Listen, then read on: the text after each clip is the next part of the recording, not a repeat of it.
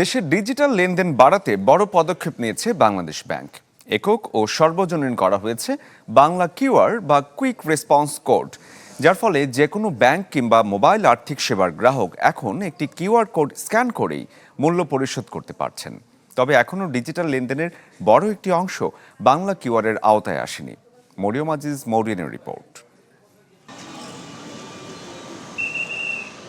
মতিঝিলের ব্যস্ত বাণিজ্যিক এলাকায় এই হিরাজিল হোটেল।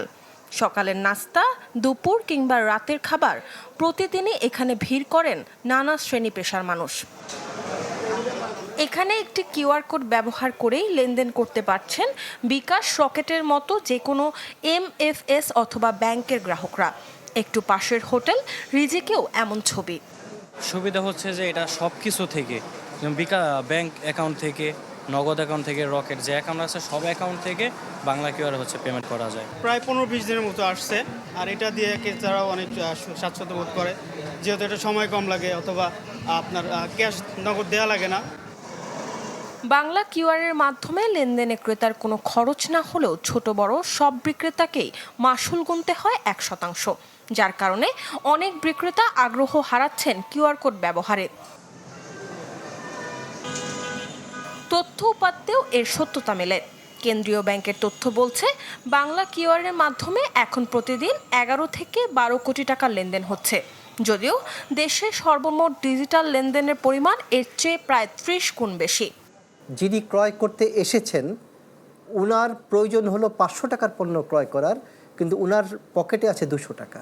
উনি কিন্তু 200 টাকার বেশি পণ্য কিনতে পারবে না। কিন্তু আপনি যদি ডিজিটাল পেমেন্ট অ্যালাউ করেন, বাংলা কিউআর দিয়ে সে পেমেন্ট করার সুযোগ পায়, আপনি 500 টাকার পণ্য তার কাছে বিক্রি করতে পারবেন।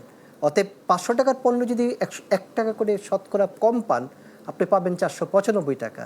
আপনার প্রফিটেবিলিটি কি আপনার বাড়লো না কমলো? অর্থনীতিবিদদের মতে, দুর্নীতি কমাতে ও রাজস্ব আয় বাড়াতে ডিজিটাল লেনদেনের বিকল্প নেই। পুরো বিষয়টিকে সহজ করতে তাই বাংলা কিউআরের বিস্তৃতি বাড়ানোর তাগিদ তাদের। বর্তমান পর্যায়ে যেটা এই যে চালু করা হয়েছে, এখানে কিন্তু 1% একটা ফি ধার্য করা আছে, তাই না? এবং সেটা কিন্তু অনেকের কাছে, বিশেষ করে খুচরা বিক্রেতা যারা আছে তাদের কাছে কিন্তু এটা মনে করছে যে এটা পেমেন্ট করে আমাদেরকে তো কিছু তো ওই খরচটা বহন করতে হচ্ছে, কাজেই সেটা কিন্তু বিবেচ্য বিষয় হতে পারে। চলতি মাসের শুরু থেকে সব কিউআর বাতিল করে বাংলা কিউআর বাধ্যতামূলক করে সরকার।